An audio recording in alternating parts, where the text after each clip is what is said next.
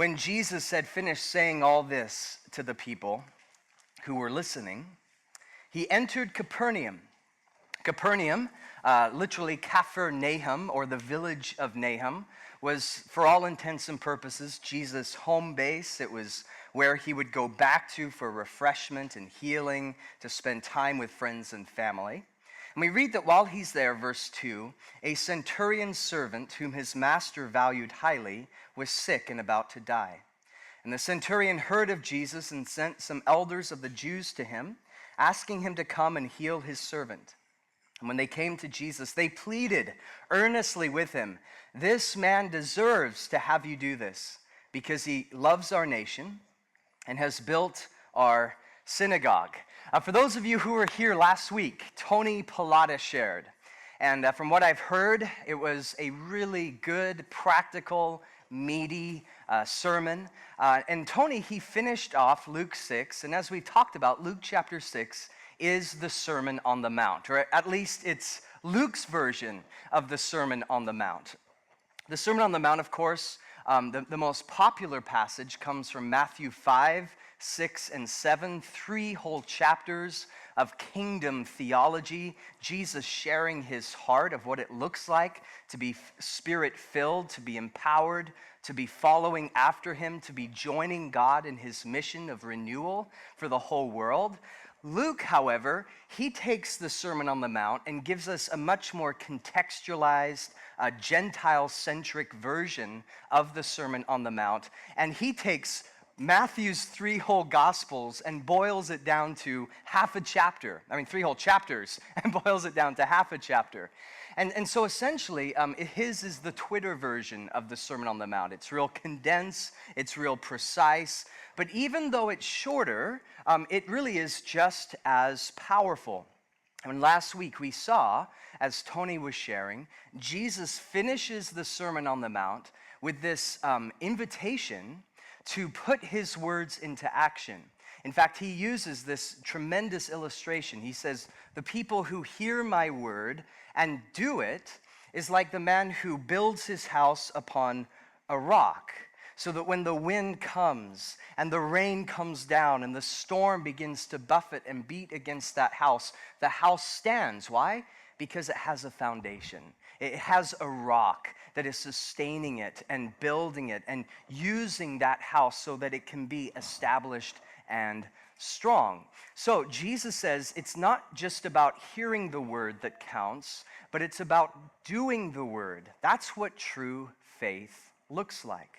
Now, what Bible scholars point out to us is that it's no accident that right after Luke 6, Jesus issuing this invitation to be doers, not just hearers of the word, that right after that is the story of a man who was not just a hearer, but a doer. A story of a man who built his house upon a firm foundation. The story of a man who sought to live out what faith looked like. And the story of a man who, like that parable, was going through a challenging season. The storms of life were raging around him. But because he had a foundation, even though the storm came, he stood strong. And that man, as we see in our text, is a centurion. Now, for those of you who love history, particularly Roman history, a centurion was part of the Roman military elite. The word centurion has as its root the word cent, which means literally 100. So if you have 100 cents, you have $1, right? If you have no cents, you have, well, no money, right? So cent equals 100. A decurion was a Roman military commander in charge of 10. The word dec is where we get the word 10. That's why we call the 10 Commandments the Decalogue. And a chilarch was in charge of 1,000 soldiers. So this is the way that they structured their Roman military machine. So a centurion, he's right in between a decurion and a chilarch. Now, centurions, because of their position and because of their status, they were paid very, very well. The average soldier back then was paid right around 75 denarii per year, which you barely were able to survive on that salary. That was approximately maybe $10,000 a year. A centurion, though, he's paid around 7,500 denarii a year, which would be anywhere from, say, 80,000 to perhaps $150,000 per year. So they're very well paid. They have a position of status and influence in the community. And because of their status, a lot was required of them. They were required to live up to a certain standard, or at least they were on paper. There's this ancient historian, a guy by the name of Polybius, and he was writing right around this time, and he describes what were the requirements for a centurion to serve in that position. And this is what he said, quote, "They must not be seekers after danger as men who can command, steady in action and reliable. They ought not to be over-anxious to rush into the fight, but when hard-pressed, they must be ready to hold their ground and to die at their posts." In other words, they're expected to be men's men, brave, courageous, men of integrity, men of influence. Now, the irony to this, if you know Roman history, is that Polybius says all that, and certainly that was the intention of the Roman Empire. But centurions kind of had the opposite reputation. They were kind of known for being somewhat uneducated, using their influence and power for their own gain, for being greedy. So they're required on paper to be at this level, but in reality, they had a different reputation. But for this centurion, we see that actually he was a pretty good man. He had lots of influence, and he's using his influence not for selfish gain, but we read in our text, verse 4, he's using it for good. He helped build a synagogue. He had a heart for the nation of Israel and for the Jewish people. And we read here that he has a good reputation in the local community. In fact, this guy was so well loved and respected that our text says that some Jewish people come to Jesus on behalf of the centurion, and they're asking Jesus for help. And this wasn't just a casual request. Verse 4 tells us that they pleaded earnestly with him. That phrase, pleaded earnestly, spodeos in the Greek language, it means a passionate or an intense request. So this is something perhaps with tears in their eyes. They're holding on to Jesus. Please, you must see this man. This is an urgent situation. It's an emergency. And verse 2 tells us why. That the centurion had a servant who was sick. In fact, in Matthew's Gospel, chapter 8, Matthew says that the sickness was so bad, and we don't know what it was exactly, but one of the results of the sickness is it had left this servant paralyzed. So this centurion is so distraught. He's just torn up inside because of this servant that he loves. He desperately wants to seek some kind of help for him. He probably had been to the physicians. They're unable to help him. And he realizes that unless he can get aid for his servant, that servant would soon die, which is surprising, I think, on a couple of levels. One level, keep in mind, this is a centurion who has lots of cash. It wasn't uncommon in those days to have servants. In fact, a good chunk of the Roman Empire was in that kind of category. And we read that in history, if one of your servants was sick or died, for the most part, it wasn't that big a deal. They would just go down to the agora, the marketplace. They would get a new servant, bring him home. And yet this centurion, he looks at his servant and he actually has a heart for him. He cares for him, which was a very unusual perspective to have, at least from the Roman point of view. The second surprise here in the text is that here we have a group of Jewish people coming to Jesus on behalf of a Roman. Now, we've talked about this in Luke's gospel. The Romans were sworn enemies of Israel, right?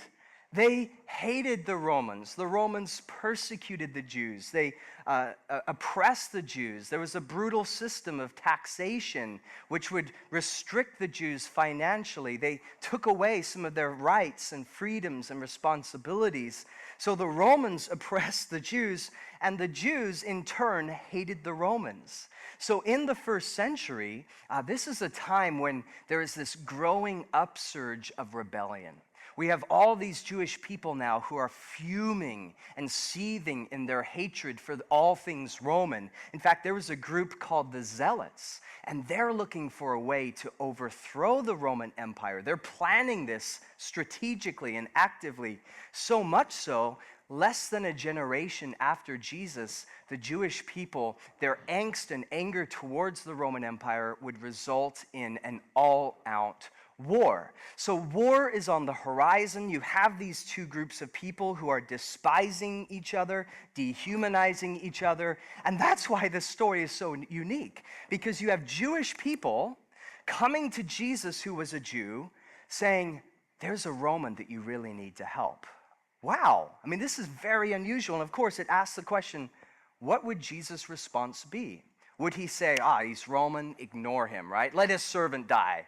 No. Jesus' response was just the opposite. Verse 6, I love it. It says, so Jesus went with them. One of the things that strikes me about this is the immediacy of Jesus' response. It doesn't say, so Jesus said, well, let me think about it for a while and I'll get back to you next week. Or why don't you check with my secretary? I might have, an opportunity, an appointment in 2 or 3 months' time. No, it says Jesus immediately, all right, there's a need. Let's go. And one of the things I love about that is the Bible says that our God is a present help in time of trouble. Remember Peter when he was sinking beneath the ocean waves, right? He thought he could walk on water, and he did for a few minutes or a few moments, and then he looks around and sees the big waves, and he begins to sink, and he cries out, God, save me. And it says that Jesus was right there. He grabbed Peter, pulled him up, and set him inside the boat. He didn't say, well, Peter, you know what? Let me just teach you a lesson. I'll let you kind of, splash around. No, he's right there. Boom. Put him in one arm curl. Just set him in the boat, right? And so too for us. We often think, man, maybe I have to manipulate God or blackmail God. Okay, God, if you answer my prayer, like if you help me in this situation, I promise I'll do this for you or that for you. I'll read my Bible even more today, or I'll tithe 11% this week, or whatever, right? And yet it's not the heart of God. He is a present help. He is right there if we call upon him. Jesus immediately goes to help. And it says, verse 6, he was not far from the house when the centurion sent friends to say to him, Lord, don't trouble yourself, for I do not deserve to have you come under my roof. That is why I did not even consider myself worthy to come to you. But say the word, and my servant will be healed. For I myself am a man under authority, with soldiers under me. I tell this one, go, and he goes. And that one, come, and he comes. And I say to my servant, do this, and he does it. Now, here's another kind of unexpected thing in the story. So, Jesus, he's ministering in Capernaum. Here come these delegation of Jewish people. Jesus, there's a Roman. He really needs help. He's a good guy. He's done a bunch of stuff for us. His servant is sick. Jesus is, all right, I'm going. Let's go. He turns to follow these guys. He's perhaps maybe half a mile, quarter of a mile away, when here comes a new delegation, a new group of people. They come out to Jesus and they say, actually, Jesus, you really don't need to bother yourself with this. You can just give the word and the servant will be healed. No need for you to make the journey all the way to the house. Why would they say this? I mean, they already gave the invitation for Jesus to come. Jesus is on his way to the house. Why would they stop Jesus and say, you know what, just give the word and it'll all be good? Well, a couple thoughts here if you like to take notes. The first thought is this. This centurion has this deep sense of his own unworthiness. He just feels unworthy. We see that in the text, right? Verse 6, he says, I don't deserve to have you come under my roof. Now, why would he feel that way?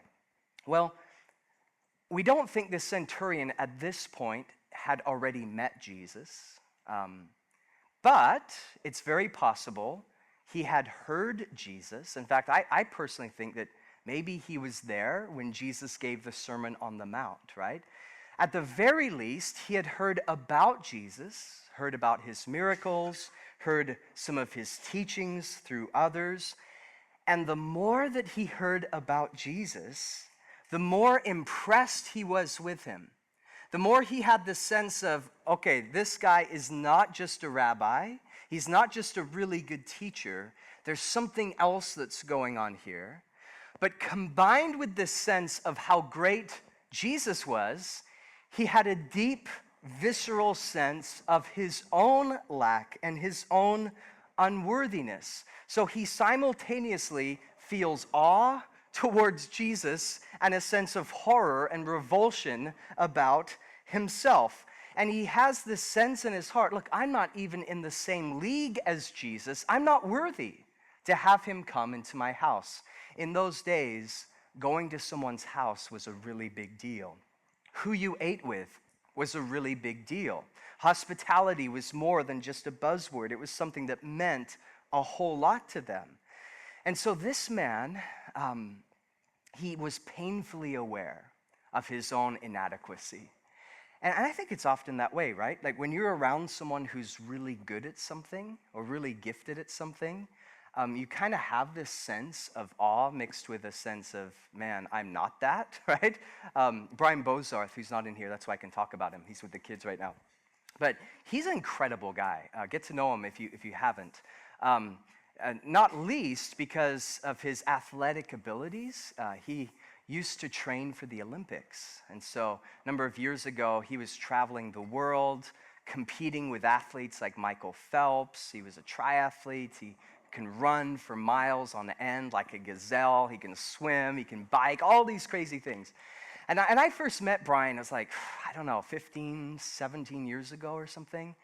And it was right when he was in the midst of all this training and stuff. And he invited me to come and train with him, to come and run with him. And little did I know what I was getting myself into. And I thought, yeah, sure, that would be good, no big deal. And so I'm going out to his place, and when I get there, he told me, he said, I've already been for a run today. I've run like 400 miles or something this morning, but I'd love to go running with you again. And I'm like, okay. And so he had already done his big training for the day, and so we take off running. And like within a few minutes, I'm already winded, I'm starting to sweat. And the pace for him was so slow, true story, he's running backwards. And he's talking to me at the same time. But if you're running, it's really hard to talk. He's like trying to have this conversation with him. I'm giving one-word answers, right? And I just had this sense of like, this guy's a god. Like, how do you even do that? Combined with, I'm a complete loser, right? I mean, that's how it is when you're around someone who is really gifted or really talented. You're just like, oh my goodness, like how is this even possible? Well, that's what's going on with this man. The more he heard about Jesus, the more he saw Jesus, the more he experienced this Jesus, or at the very least, the more he got word of his teachings and miracles and parables. He's like, oh my, I'm not worthy. He can't come into my house. But secondly, Bible scholars point out to us that he's probably just being very considerate to Jesus. Keep in mind, in the first century, the Jewish people had all kinds of rules about cleanliness, what's clean and what's unclean. And it was believed in the first century that if you were a good religious Jewish person, that if you went into the house of a Gentile, keep in mind a Gentile is anyone who is not a Jew, so most of us today are probably Gentiles, right? If you went into the house of a Gentile, according to their traditions and customs, they said, that would make you unclean. Now, if you were Jewish, to become unclean was a real hassle because you basically had to jump through all these hoops. There's ritualistic cleansings. You'd have to go to the temple. There are all these things that you have to do to become clean again. And only when you're clean are you then restored into Jewish life, Jewish social life, Jewish religious life.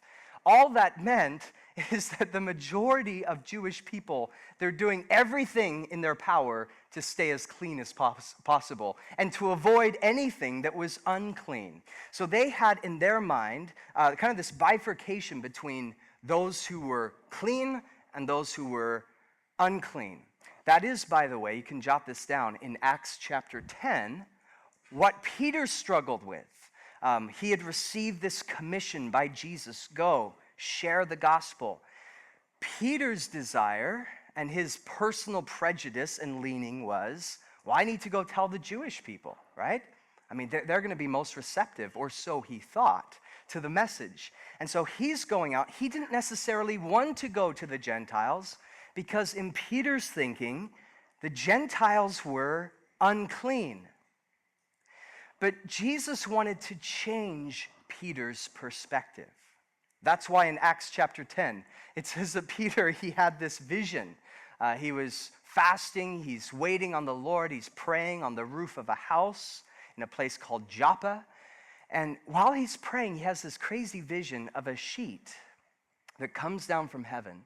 And on the sheet are all of these quote-unquote unclean animals, pigs and other things. And it comes down, and God says to Peter, arise, kill, and what? Eat. Hey, it's cookout time, right? Barbecue, let's do this. Pulled pork, right? First mention of pigs in a blanket in history, right there, Acts chapter 10. So God gives him this vision. What was Peter's response? He said, not so, Lord, which has always struck me as kind of a contradiction. Like, not so, Lord. Like, how does that go together? An oxymoron. But he says that. He says, I've never eaten anything unclean. And what does Jesus say? Don't call unclean what I have called clean. Now, the lesson in there for Peter was not just about what foods to eat or not eat. The lesson was much deeper than that. Peter had been saying that the Gentiles were unclean and the Jews were clean. And Jesus comes and flips all that around and says, Peter, don't call unclean what I've called clean. You need to go and bring the gospel to them as well. So here in our text, there is this sense from the centurion's perspective. He's like, I know who this Jesus is. He's a rabbi. He's a Jewish person. I don't want him to become inconvenienced for my sake, to have to go through all these religious cleansings and stuff. So Jesus, you can just give the word. Just say, hey, be healed, and my servant will be healed. There's no need for you to come and be inconvenienced for my sake. So, number one, there's a sense of unworthiness. Number two, he's just being sensitive to Jesus. But number three, and I think more importantly for our text, this is a profound expression of faith. Right? This centurion says, hey, Jesus, you can just give the word. He says, I'm a man who has authority. And because I have authority, I can tell a servant, do this, and he does that. I can tell someone else, go there, and he goes. Authority means that people will obey that which you say, or your words become a reality. He says, I know that you have an even greater authority than me. Because when you speak, it's not just a matter of telling people what to do. When you speak, sick people are healed. When you speak, lives are actually changed. And so, Jesus, I know that through the power of your word, you can speak it, and my servant will be healed. This is what Romans 8 calls calling those things which are not as though they were. One of the definitions of faith. So here the centurion is expressing a profound, deep, biblical understanding of what faith looks like and a deep awareness of the authority and power of Jesus, someone that he personally hadn't even met up until this point. How does Jesus respond? Check out verse 9. When Jesus heard this, he was amazed at him. And turning to the crowd following him, he said, I tell you, I have not found such great faith even in Israel. And then the men who had been sent returned to the house and found the servant well. Now, this is where it gets really fascinating for me. Not that the other stuff wasn't fascinating, but this is really intriguing. Jesus is given the opportunity to heal a man. The centurion is expressing this faith and sensitivity and humility. And it says that after the centurion gives the message, Jesus, quote unquote, is amazed. Now, if you're taking notes, I encourage you, write down that word amazed, because I think this is where we're digging down now into what this text is all about. The word amazed in the Greek is thavmazo. Thavmazo. And it's a very a profound, emotional word. It means to be filled with wonder or to be struck with astonishment. It's a very rare word. And when you see it in the ancient world, it's used to describe something that has the power to take your breath away. You know, some things fill you with that kind of sense of wonder. Maybe you've seen a really good movie, right? And when it's all over, the credits are rolling and you're just sitting there melted to the chair. There's popcorn all over you and you don't even want to get up. It was just that good and you're watching it all the way to the last name. Or maybe it's a beautiful sunset. A couple of days ago when I was flying back, and we actually got to see the sunset from the airplane. It was so gorgeous. It was like filling the inside of the plane with all these orange and red colors. It was incredible. Maybe it's, watermelon shake from Cookout. I don't know what it may be for you, but there are some things in life that can actually cause your jaw to drop and fill your heart with joy. That's what's happening here. Now, this is what's amazing about this word. There are 2 times in the gospel where it says that Jesus is amazed. Only twice. So this tells us just how rare a word this is. What are those occasions? When do the gospel writers tell us that Jesus was amazed? Well, the first one is here in Luke 7. Jesus is amazed, thavmazo, at the centurion's faith. The other place where Jesus is said to be amazed is in Mark's gospel, chapter 6, verse 6, and it says he is thavmazo, amazed at the Jewish people's lack of faith. Interesting. So only twice in Jesus' life is he said to be amazed. Here, because of a Gentile's faith. Mark, because of the Jewish people's lack of faith. Now, this is fascinating to me. So in both stories, in both Gospels, it has something to do with faith. And in both stories, the people that you would expect to have faith, the Jews, actually don't. And Jesus is amazed at that. And the person that you wouldn't expect to have any faith, i.e. this centurion, Roman, he's the one that does have faith.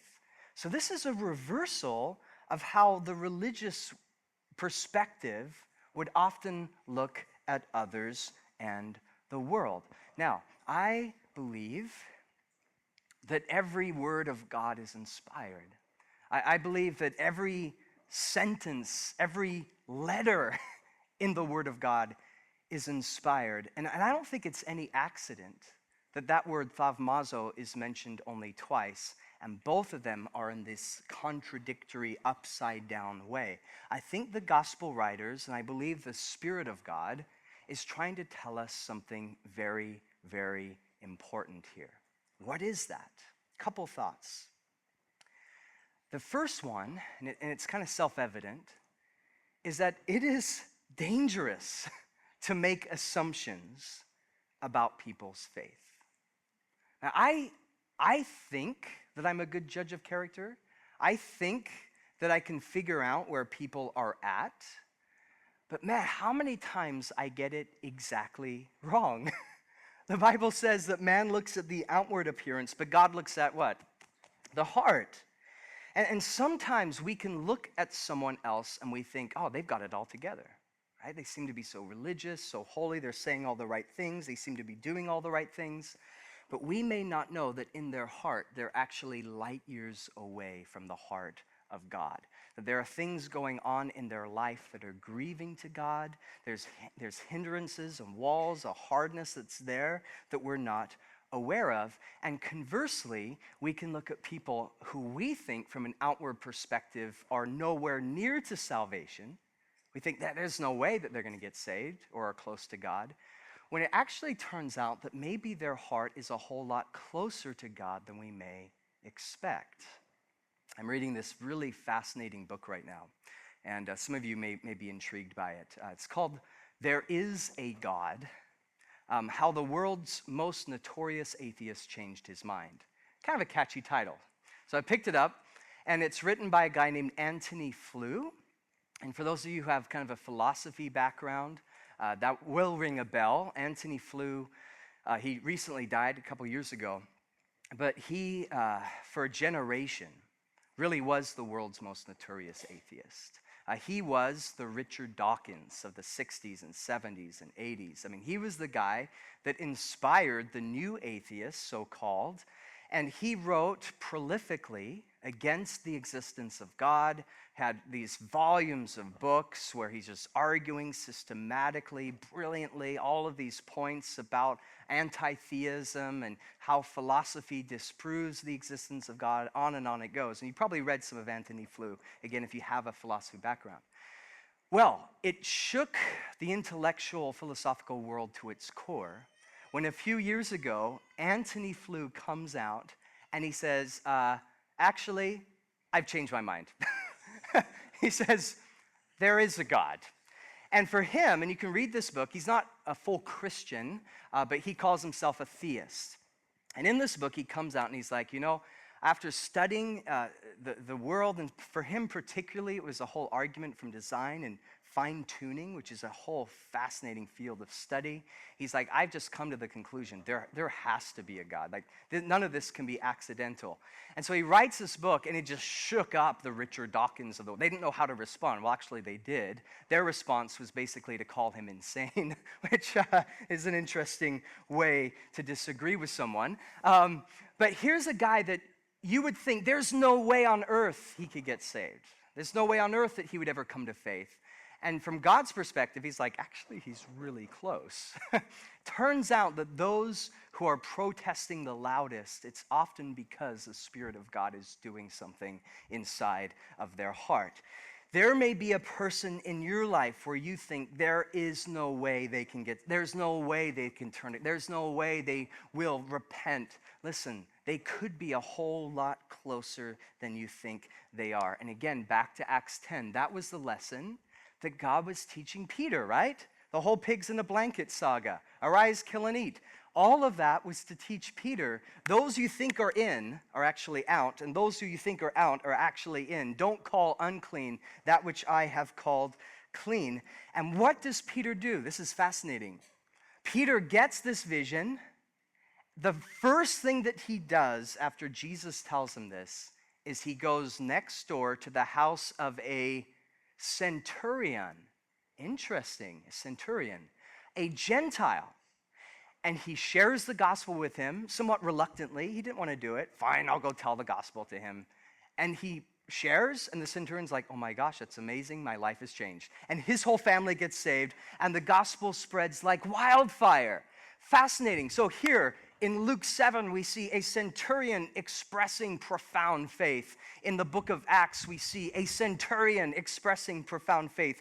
Both stories have to do with clean and unclean. Both stories have to do with who we think are in and out. Both stories have to do with the tearing down of walls. Both stories are a reminder to us that it is dangerous to make assumptions about people's faith. So I think that is the first lesson. But the second lesson, and this is where for me it hits home and is honestly very, very convicting, is that this story and this whole idea of what true faith looks like is a subversive invitation for me and for you to examine our own hearts. What amazes Jesus is not necessarily the outward displays of religion. What gets Jesus' attention What causes his jaw to drop? What fills his heart with wonder isn't necessarily all the stuff we do for him. How much we read the Bible, how much we pray, how loudly we sing, how many times we go to church, all of these good religious things that we do. Those things don't necessarily impress him. Wow, did you see how much they sang today? Gabriel, check that out. Dude, that guy has 12 fish bumper stickers on his car. This is really impressive. Is that really what gets Jesus' attention? Well, what I look in this story is no. What amazes him is when a heart is fully surrendered. That's what gets his attention. That's what he calls true faith. So a few days ago, or a couple weeks ago, our nation remembered the 34th anniversary of the explosion of Mount St. Helens. 1980, there in the Northwest, this massive explosion. And if you've studied much about Mount St. Helens, one of the fascinating things about it is just how loud it was that people 600 miles away heard the explosion. 600 miles away. But this is the thing that for years has mystified the scientists, is because you have people hundreds and hundreds of miles away who heard it, were like, what on earth? But you have people who were there, close to the base of the volcano, who didn't even know what was happening. You have people who were there camping or hiking or what have you, who were relatively clueless to what was going on. And for years, scientists are like, wait a minute.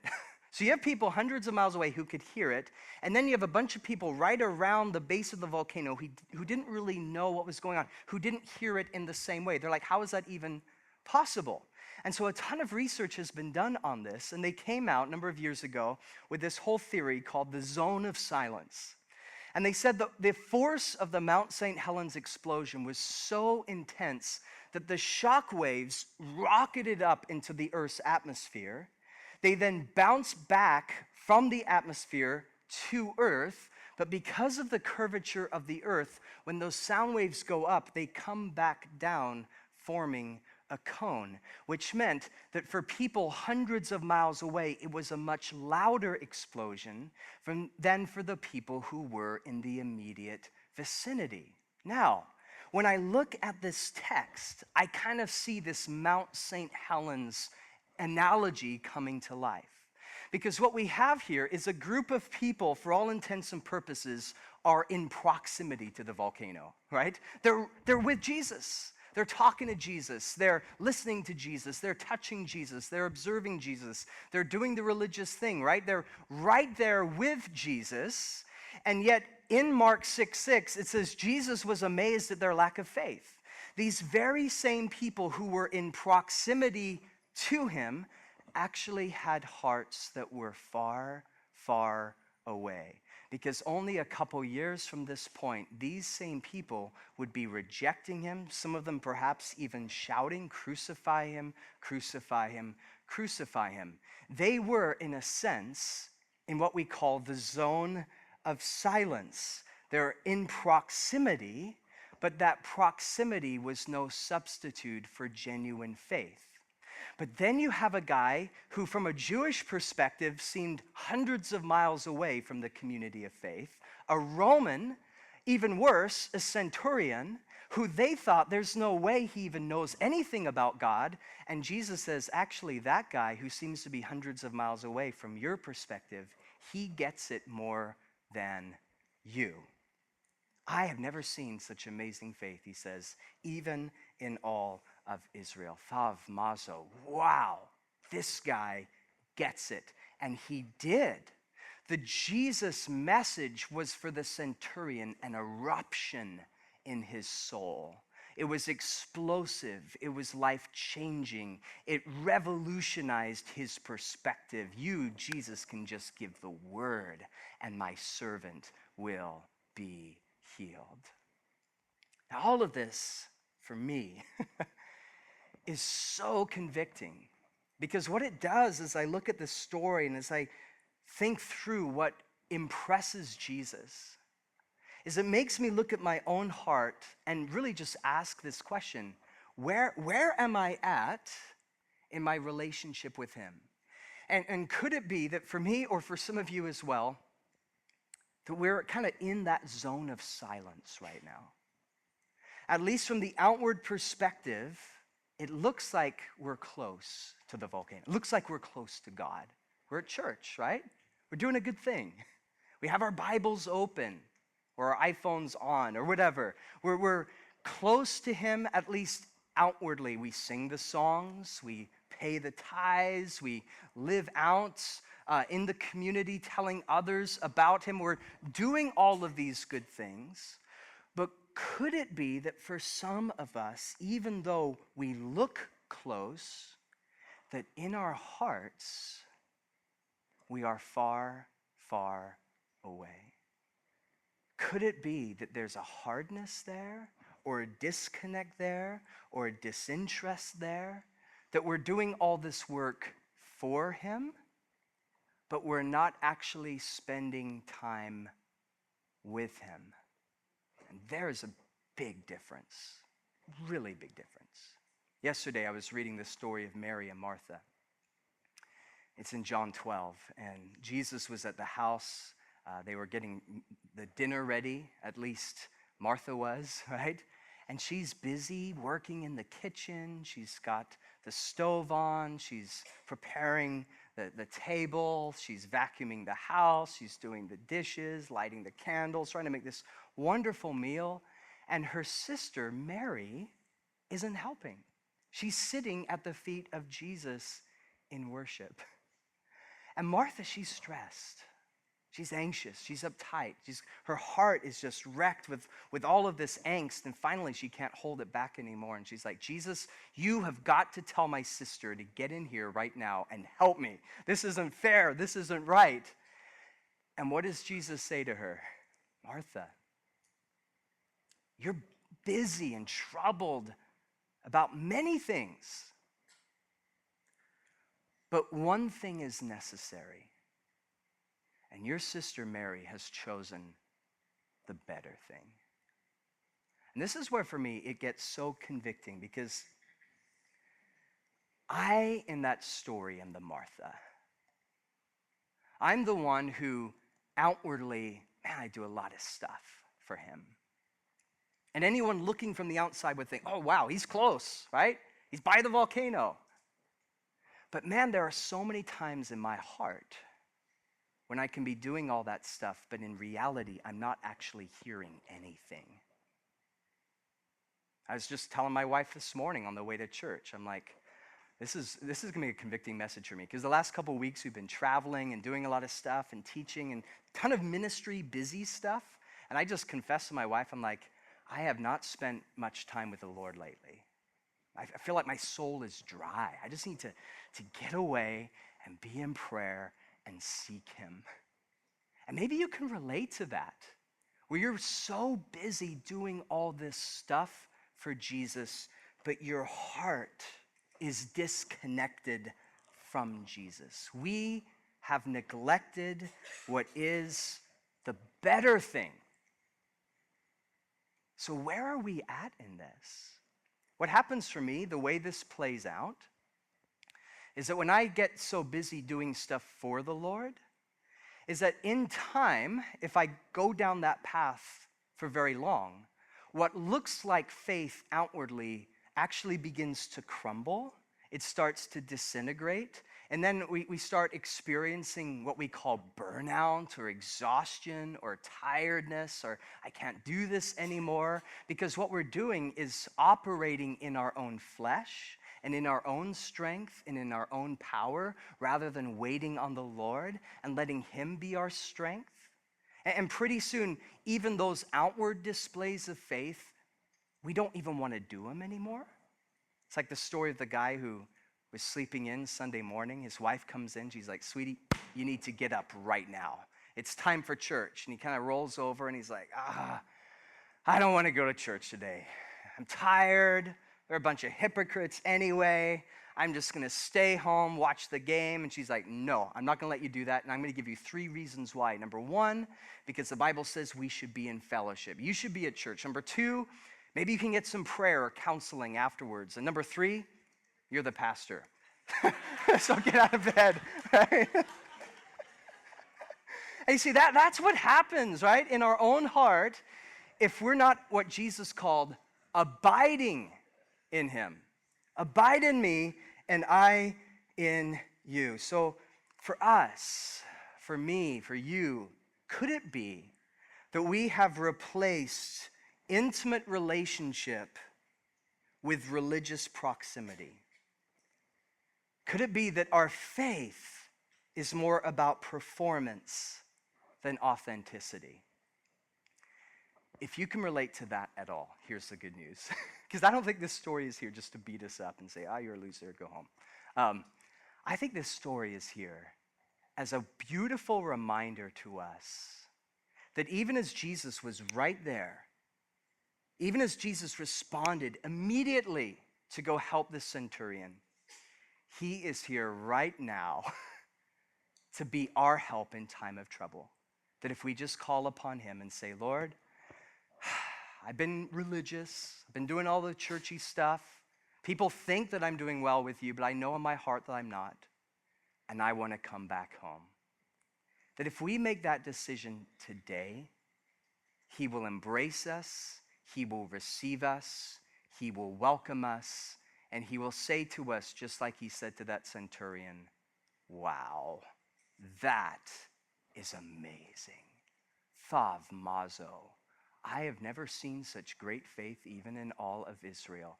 You want to bring wonder to the heart of Jesus?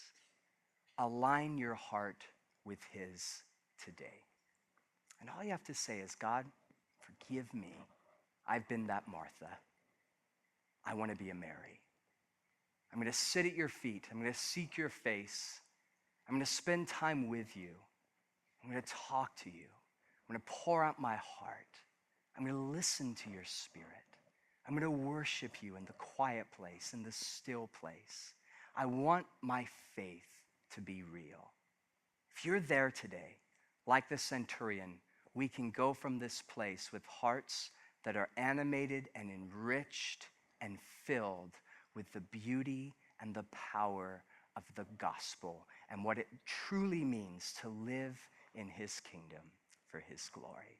May Jesus make application in our lives today. Let's stand, shall we?